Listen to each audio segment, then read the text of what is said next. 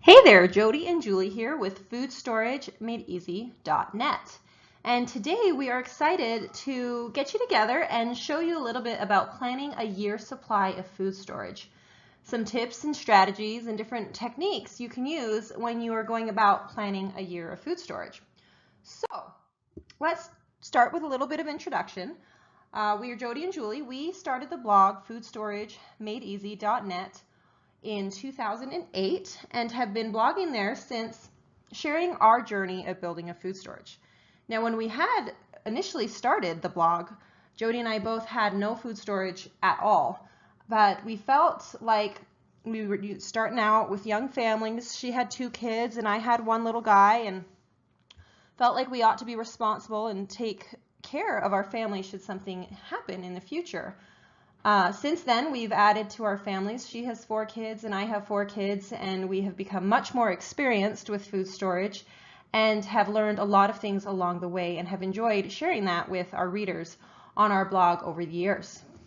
So let's get started. The topics that we will be covering today are going to include 4 different styles of planning. There isn't a one-shoe-fits-all kind of way of doing a food storage. We don't all eat the exact same way, so why would we plan a year's supply of food the same way? So there needs to be a lot of flexibility and a lot of things that you take into account and consideration when making your food storage plan. And we will walk you through some of those things to think about, and maybe as you are listening to this presentation, take notes about things that sound like your style or sound like things that you will want to consider in your planning. So we're going to talk about 4 different styles. Then we were going to cover how to time your purchasing plan.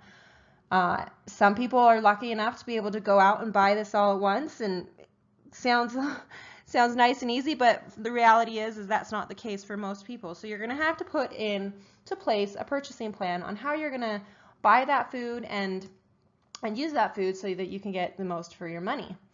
We're going to spend a little bit of time talking about food storage and allergies. In society today, that's a big consideration.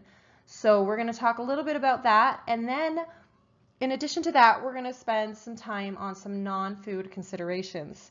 Having food is great, but there are a lot of reasons why you might have that food. And if, for example, power outage is one of them, you're going to need to figure out how to cook that food. So then we're going to talk a little bit about some miscellaneous things.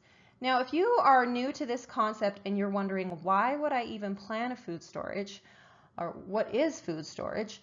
Some reasons for having a food storage are varied for different people. We actually have a blog post entitled series, Why Food Storage? And we go through some of the reasons why you may need a food storage. One of the biggest reasons people like to have a food storage is in times of potentially natural disasters or even terrorist attacks, war, uncertainty. If you have an earthquake and your city is without power for weeks or months, then you want to be prepared for that. Or potentially in colder weather, there's a lot of situations where people go without power for a number of days because of big storms. So having a food storage is important for that. So natural disasters is one of them. Another reason people like to have food storage is in case of an economic type crisis, economic collapse, or maybe it's a personal economic crisis. Maybe you've lost your job and having a food storage is going to be something that can carry you through and keep your family fed. There was a time in our blogging history, about probably 6 or 7 years ago, Jody's husband lost his job, and because she had food storage, all she really needed to do was buy a few fresh items a week, and she was able to, use her savings for that. But had she needed to buy all of her food with her savings, that could have been a problem. So economic, whether it be widespread or personal, there's the everyday emergencies. To be honest, this isn't why I started a food storage. I started because I felt like I just needed to be safe. But I love having all sorts of food at my fingertips in my food storage. So if I don't feel like going to the grocery store, I don't get around to going to the grocery store, then I have it. Another reason that people like to have food storage is there's some health benefits. When we first started, I thought that most of the food storage resources out there talked about making cookies and desserts with your food storage and hiding your food storage in desserts. And I thought that was nice and everything, but I wanted to know how to use food storage for real food. And as I learned how to incorporate food storage into my food and the way my family does it, is we use a lot of whole grains and natural foods, legumes, and those end up actually being really healthy, unprocessed, and you can really eat healthy with food storage. And other people have some religious reasons to do so. Maybe their religious leaders have warned them of a coming day that they may want to be prepared, and they're doing it strictly out of obedience to that. So whatever your reasons are for having a food storage, we welcome you, and let's talk about our 4 different styles of purchasing. So the first one is basic. Not 4 different styles of purchasing, but 4 different kinds of food storage we've kind of come across. Your basic is, what do you need to live? And we're going to go into each of these in depth, but basic tends to include your foods like wheat and beans, and they can sit on your shelf for a long time and you can use them and sustain life. These kinds of foods can tend to get a bad rap or be a little bit boring, but they will keep you alive. And this plan is oftentimes the most inexpensive plan. So you see this plan a lot. Then the next one we have is Basic Plus. Now Basic Plus is taking that typical food storage calculator of your wheat and beans and adding to it some fruits and vegetables and different methods and enjoying a little bit more flavor. And then the next one is packages. There are a lot of companies that have packages out there. We're going to teach you how to look at them and how to analyze them for your family and tell you when they're a good option. And then they just add water meals. A lot of people just want to have their meals already. They don't want to learn how to cook with a whole new food, and they just want their food storage done and pre-packaged. So that's a great option for some too. So let's dive into each of these styles a little bit more. So as I said, basic is your life-sustaining foods. You can live off of these foods. It may not be exciting, but they will sustain your life. We based our calculator off this list. There was a calculator going around for years, produced by the LDS Church, and we use this calculator to create our own calculator that allows you to be a little bit more flexible or take things in and out and tailor it to your family needs. It requires some skill to use this type of food. When you have wheat and beans, if you've never seen or cooked with wheat before, then that's going to require some skill. When we started the blog, I had never actually seen wheat in my life in its true form. And when we went over to a neighbor's house who had a wheat grinder, and she put these wheat kernels that kind of look like, I guess, rice, but bigger, puffier, in through this wheat grinder, and out came flour. And at that moment, I had a major aha moment. I thought, well, I can cook with flour, so if I can cook with flour, I can cook with wheat. And so it does require some skills to use, but you'd be surprised at how easy it becomes as you kind of just try it and get your hands into it. So let's take a look at the calculator we're talking about. Now we're going to have links to these below. If you want, you can download any of these, and we've provided them on our blog and love to share them. Our philosophy is when we make something like this for ourselves, we may as well just share it with other people. Work already has been done. So in this Excel spreadsheet, and this is just an image of the spreadsheet, you have up at the top adults. You plug in how many adults you have in your family. And then you have children under 7. The reason they do that, what this calculator is going to do, is essentially they say if they're under 7, they count as half an adult. So that's why you would define children under 7, how many you have, and then how many adults you have. And then you can put in the number of months desired. Maybe you're looking to have a 3-month supply of food to start. Maybe it's 6 months. Maybe it's, a year. So you put in the number of months desired for your food storage. And then this Excel spreadsheet will automatically push out all of these different numbers for your family. We also put in here a way for you to, we can circle that there, a way for you to put what you already have stored if you already have gotten started, and then it'll automatically calculate what then you need to purchase. So it's kind of nice. We also have this cost feature in here if you're keeping track of how much it costs per unit. So if you know a pound of wheat costs X amount of dollars, you can put that in there and kind of get a ballpark figure about how much this is all going to cost you. So that is our calculator. Like I said, you can download it below. It has the grains, fats and oils, and then down below we have some legumes and some powdered milk and those kinds of miscellaneous baking ingredients. Now, just as a word, a note, for grains, you can replace pound for pound with grains. So if you're looking at this thinking, well, we don't eat that kind of grain, generally speaking, you know, your wheat or your grains and legumes, you can sub out pound for pound, and then that way you know exactly, you know, if you have about the right amount of food. So this here is something we came across a couple years into the blog. This is a basic calculator, but much like super healthy. So if you're you know, whole food or that kind of diet, this calculator, when I saw it, I was really excited about it, because in the basic calculator you have kind of a lot of sugar and milk, and our family actually doesn't eat dairy. We've got some allergies. So seeing this calculator was nice for me, because I realized I could, you know, change things up and do a little bit more healthy or different diet version of the calculator. So that is basic. Now, basic plus. This is actually what I do, and Jody does too. This has the basic foods for life-sustaining plus kind of the extras that make your recipes a lot more versatile and a lot more like what you are used to having.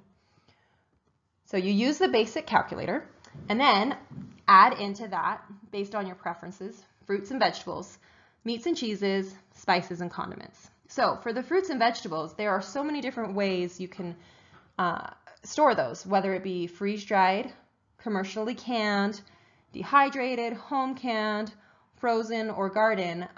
You can have a variety of that too.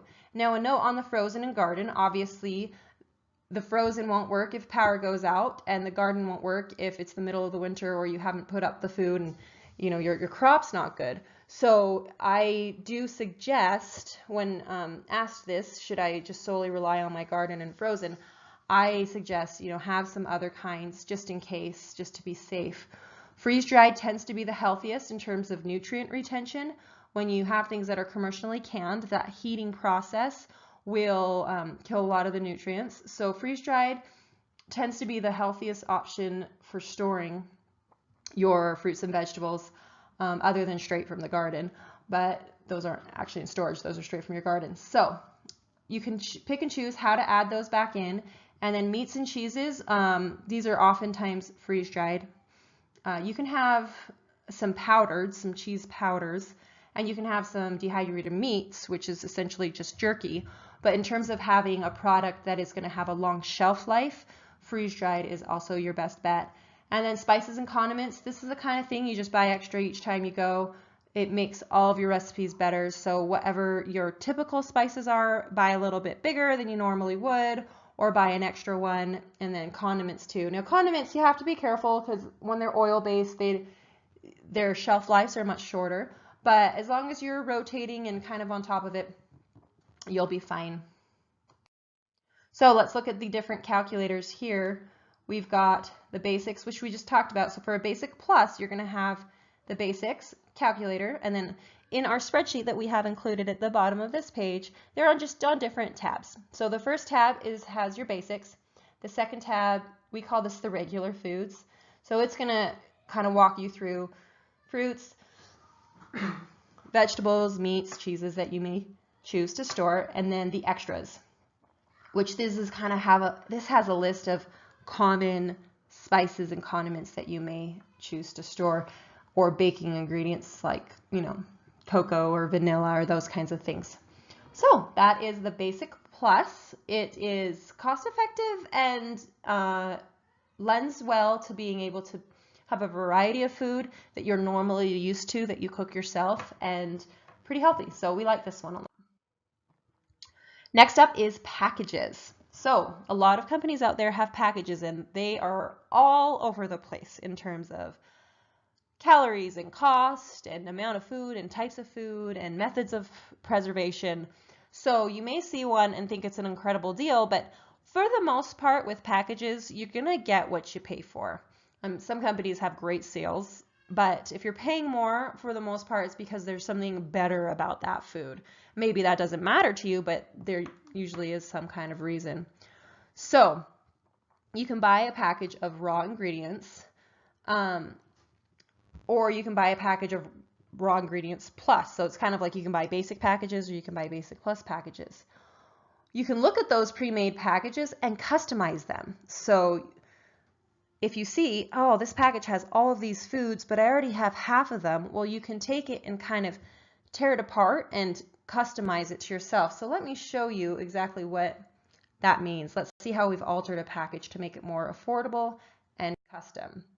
See this basic 1-year freeze-dried and dehydrated food supply. So what we did to this package was we broke it down. We looked at the contents and from that figured out exactly what that package included.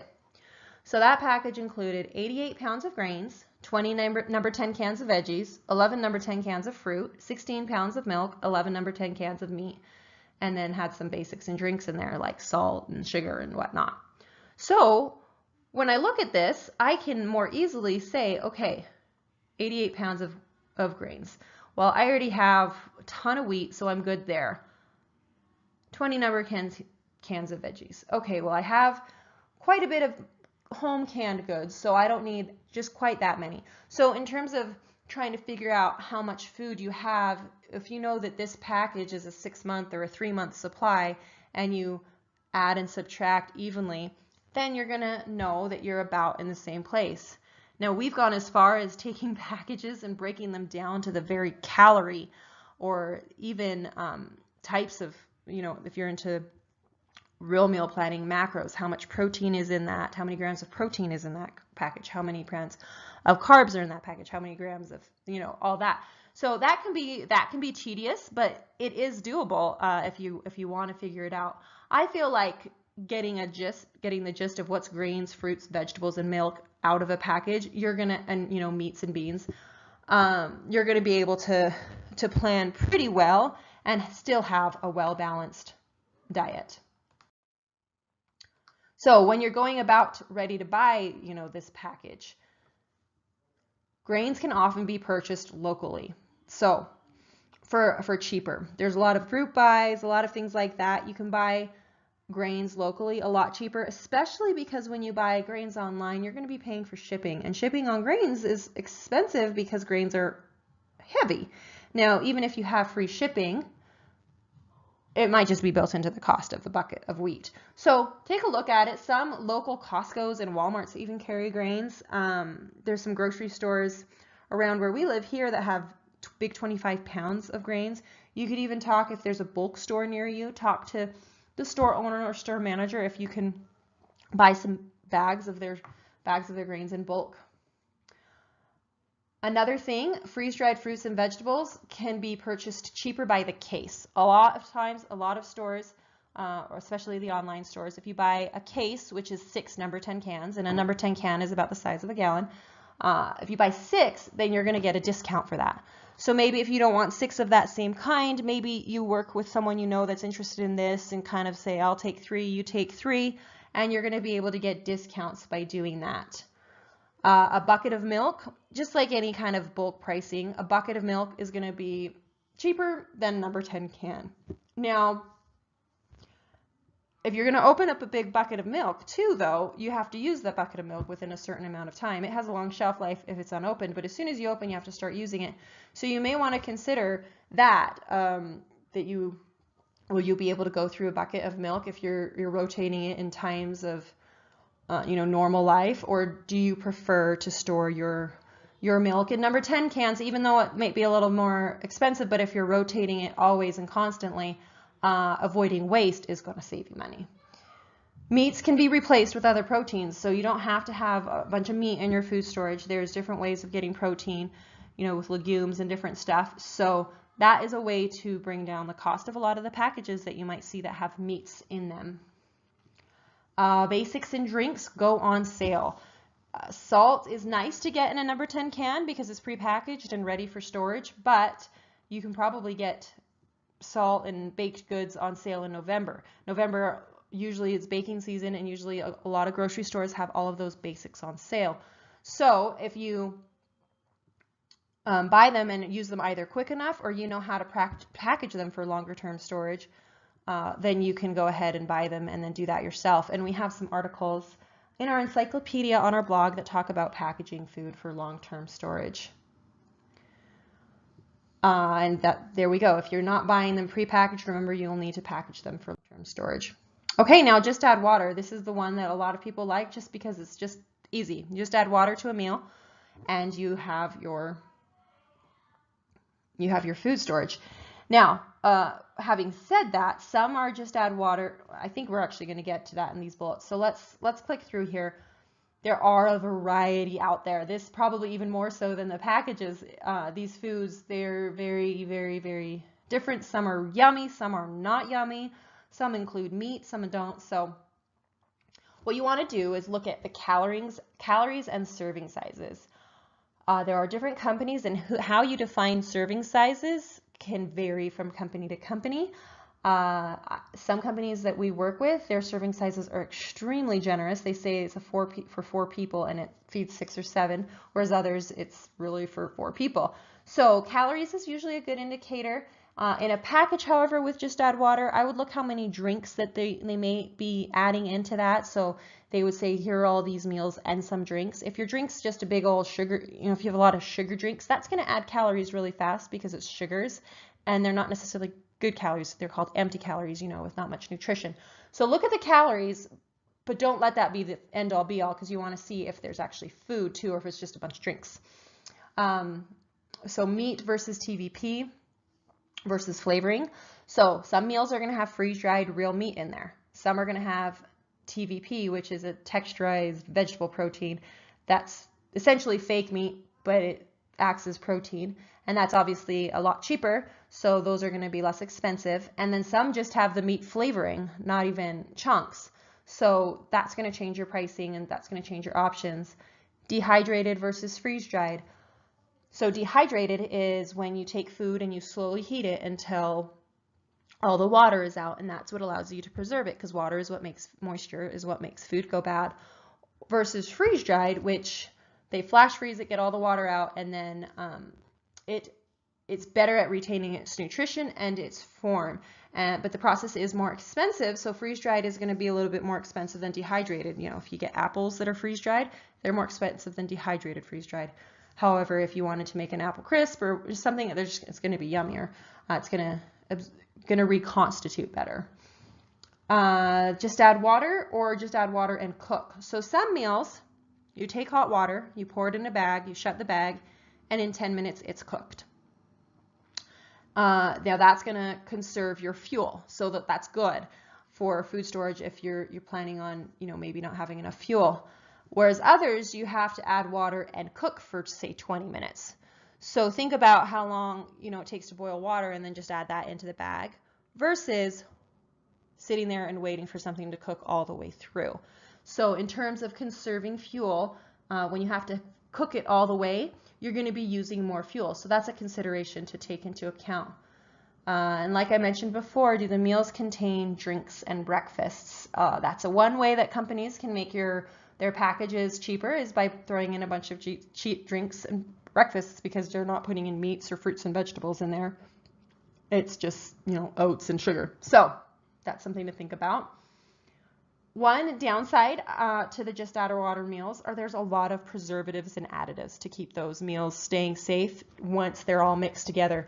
When you have just freeze-dried raspberries or just freeze-dried apples in a can, you don't need preservatives. But when you're mixing all that stuff together and you're making a meal and whatnot, you're going to have preservatives and additives in the meals.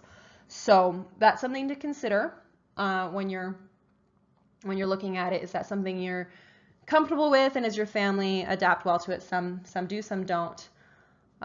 Consideration for just add water meals, I talked about fuel a little bit, but also is water. You will need to store more water, because it requires water to reconstitute, than maybe another type of plan. So that's just something to consider when they say that you need a certain amount of gallons of water for drinking water. You need to add back into that some water for cooking. Now, in terms of those pre-made just add water meals, you can make your own. So that's one way around the preservative thing. When you're making your own and you rotate them and you're not looking to have them last 25 years, but you use them within a certain amount of months or a year, then you can make your own and they can have a lot cleaner label. So this is a little recipe book we put together of 6 different meals in jars, and you pour this jar out into some water, and then it's a meal. So these are pretty yummy and a lot healthier. So that was it's a fun way to make your own. Now these ones, because they're real food in here with real meat and real vegetables, are going to be probably a little bit more expensive than your just add water meals that are flavorings and not necessarily all real meat. But we use these meals in our everyday cooking, so we subscribe to the everyday emergency of not having dinner ready and avoiding going to a fast food restaurant and using some of these meals. So let's talk about timing and a purchasing plan. So one thing, these are some questions to ask yourself, and you may want to jot these things down here. How many months are you planning for?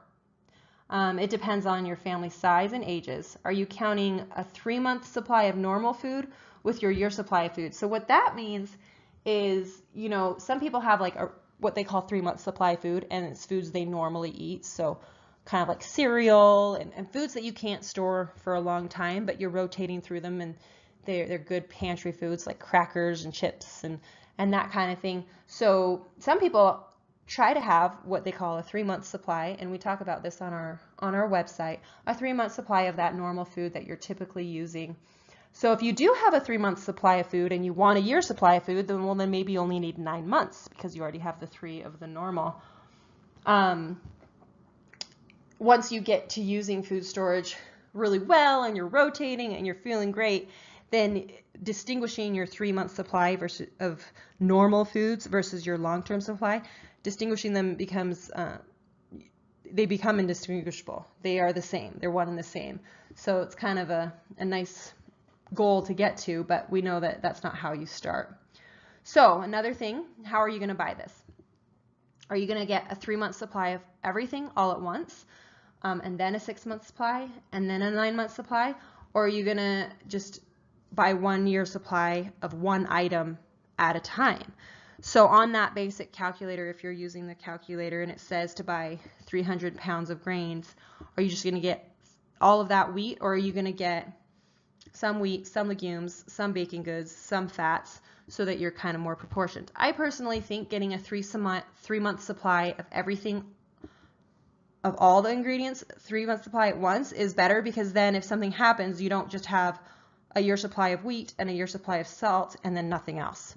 So a situation where that might not be relevant though, or is if you were to see something on a super good deal, well then buy a whole year supply of that item, because if it's on a great, if it's a great deal, then do that. But otherwise, I think, work for a 3-month supply of everything first, and then a 6-month supply, and then a year supply. So when you go to budget and purchase all this, you can make a big list of everything you'll need and buy it all at once. And if you can do that, that's great. Or if you have your big list of everything you need, and as you see things come on sale, you can say, these are things that are on sale at different stores I'm looking at. These are things on my list, and find where they match up.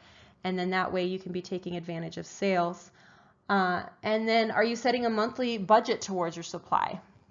People spend a lot eating out, spend a lot going to movies, spend a lot of things. So you may need to make a few sacrifices, but if you define, I am going to spend this much a month on my food storage, and you have that defined, then it doesn't feel as burdensome.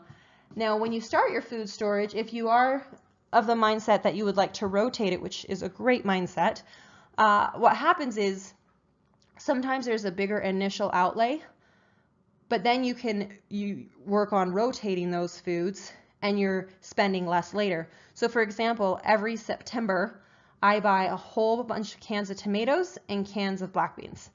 Those are the only cans of food I buy. Generally I do mostly freeze-dried now, but I still like my cans of diced tomatoes and my cans of black beans because they're super quick and easy. They go on sale in the Case Thought sales in September. So in September, I spend a ton of money on tomatoes and black beans. But then I don't spend any money on tomatoes and black beans for the rest of the year. So that might be something you consider saving up for. It's usually in the fall that stores will have case lot sales, and in January when people are in that planning mode. You know, something about going back to school gets people in planning mode, and the New Year's get people in planning mode. So a lot of times you'll see good sales on bulk items at those times. Okay, so that is most of the food considerations of the food storage. Now there are some non-food considerations you'll want to take into account when making this plan. Now our whole blog is based on the concept of baby steps. We break doing all of this down into 10 baby steps. The reason we do that is because this can be overwhelming. So you may be watching this thinking, oh my goodness, this is stressing me out. Well, step back and do one thing at a time and take baby steps. And as you go, you'll realize that you're getting more confident and you're getting more of a storage put into place, and you'll start to kind of relax into it. I remember when we started the blog, we were never going to cover powerless cooking because we thought that was just way too hard. And we were only ever going to talk about food. Well, once we got our food figured out, we had so much more of our mental space freed up to be able to tackle the powerless cooking questions, and now feel completely comfortable and confident cooking with power. But we definitely did not start there. So just give yourself a break and take things one step at a time. So non-food considerations. Let's tackle these one at a time. First, you want to have your basic emergency preparedness. Now, this is actually probably a better place to start than food. You can get on our website a free download for a complete plan. This plan goes through all the things that you may want to consider for a short-term emergency, maybe a 3-day emergency. Start there. So maybe forget everything that we just talked about for the past 20 or 30 minutes and do this and then come back to that. So start there. So the first part of our plan is a family plan. In our family plan, we talk about things that you want to talk about with your family. You want to have contact information. You want to have meeting places. If there's a fire, does your family know if they just run out of the house where to meet?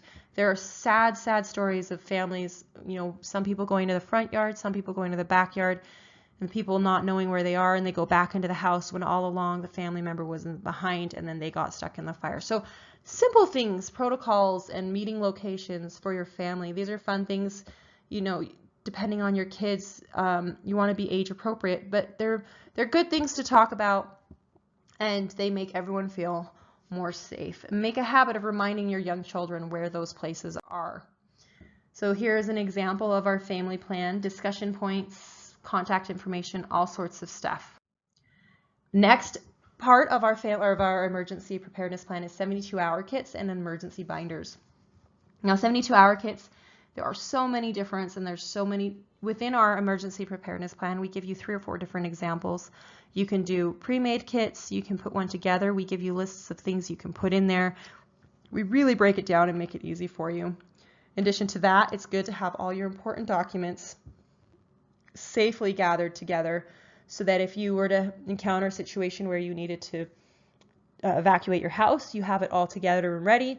Keeping it in a fire safe proof is a good idea in case you're gone and your house burns down or whatnot, but having those all safe and knowing where they are is important. And here's some ideas, like I said, on your 72-hour kits of things to put in there, and then on your emergency binder. And these are all available for download on our website. Next is you want to have an evacuation list and a car kit. So an evacuation list is just a list of things you would want to grab out of your house should there be a crisis. Now, the thing is with this, you think in a crisis you'll be able to quickly, oh, I'll just pick up all the stuff. Well, your mind kind of goes all sorts of different places. I've been in situations real close by to me where, you know, there's been fires on the mountains and some closer neighbors have had to evacuate their house. I had a friend, her neighbor's house this past summer got hit by lightning and burnt down. No joke. The whole house. But all the houses around had to evacuate. And so being able to grab what you need really quick and getting out of there, you know, you can define what you want in that ahead of time when your mind is clear and you can think straight. And then you want to have your car supplied. in case you get stuck stranded on the road. That's just all these things are basic emergency preparedness kind of first steps. Great places to start. Get your 72-hour kits, get your car situated, and know what you would do in case of emergency. And that is just a really fantastic place to start. Next up would be another non-food consideration is water. Now, water can be overwhelming because we are all afraid of drinking contaminated water, and we want to be confident that we're storing A, enough water, and B, safe water. So we have a complete section on our website of frequently asked questions about water, how to purify or filter, what kind of containers to use, how long you can store water, how often do you have to rotate that. All those questions is something to consider and can be found on our website. Now your non-food items. What about toilet paper and toothpaste and deodorant and all those things? Included on our website is lists of things you might want to consider. And those are the kinds of things that you can really buy on sale or with coupons if you're paying attention and get all stocked up. And they are also the kinds of things that are awesome to have for your everyday emergencies when you just don't feel like going to the store and you're out of toilet paper and you have plenty in your storage.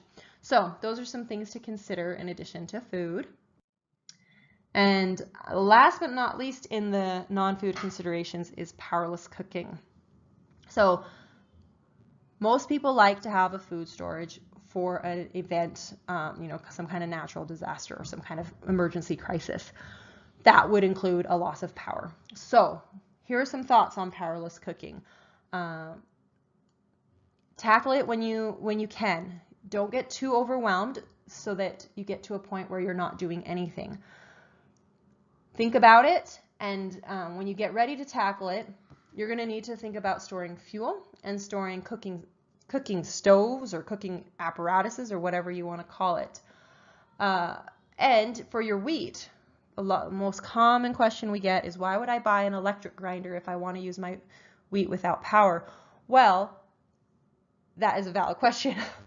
You want it to have a non-electric wheat grinder, a hand grinder.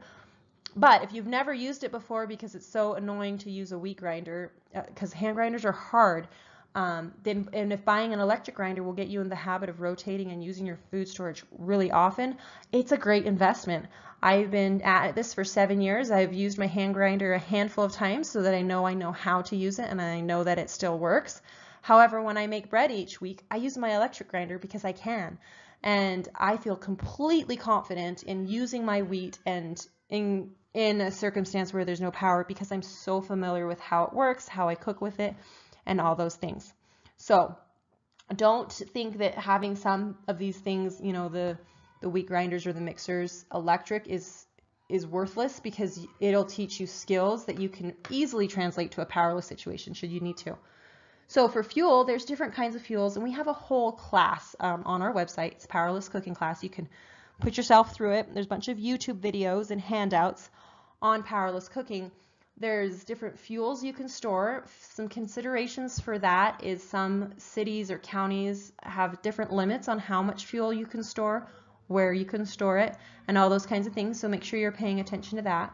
And then the different cooking stoves or tools use different fuels. So you'll want to make sure your fuel matches up with your stove. My philosophy is I quite enjoy using the sun ovens. They require no fuel, other than the sun. So unless it's an eclipse, or raining, you have sunlight, and that fuel is free and near endless. So my philosophy is to have a sun oven and cook with that as much as you possibly can. So you make bread, you can make rice, you can make stews, you can cook almost anything in the sun oven. So cook with that as much as you can, and then everything else I somewhat consider a backup, because that fuel is limited and it is going to run out. And if this is a extended emergency, I want to make sure that I'm conserving it. And there's different tools that you can use to conserve fuel. There's things called a Wonderbox oven, which is essentially like a crock pot. You bring something to a boil and then you put it in the Wonderbox oven, and then it continues cooking it without power. So that would be a fuel conservation technique. So like I said, we have a whole class on this that you can tackle when you feel ready and learn how to cook without power. So food storage and allergies. Basically, when you find out you have an allergy, let's use wheat, for example. You find out you're allergic to wheat.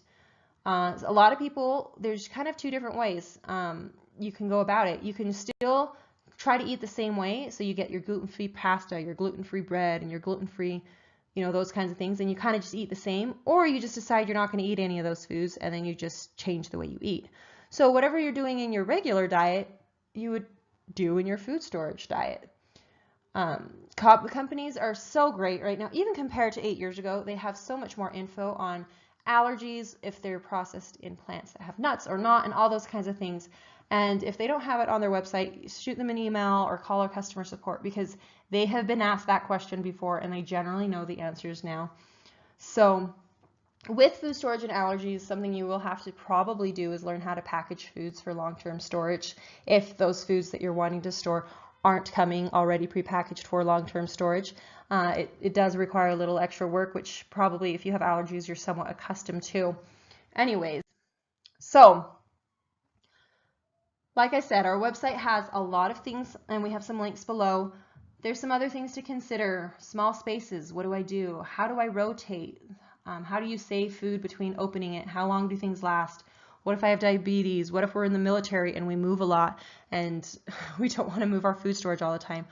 A lot of these things we talk about on the blog. We have articles or we have examples, and we have a whole encyclopedia that you can visit, and it's by topic, and look into these things if you have any more questions. We also have an email list that you can join, and we send you checklists every 2 weeks of things to buy, and the concept is within a year you'll have a whole year supply of food for one person if you follow it exactly. If you want more, then if you want it for 2 people, you would double it and whatnot. But it's every 2 weeks a checklist to your email inbox that tells you what to buy, recipes to try, and articles to read to learn it. So we have lots of resources available for you to use and to have so that you can make this journal a little easier.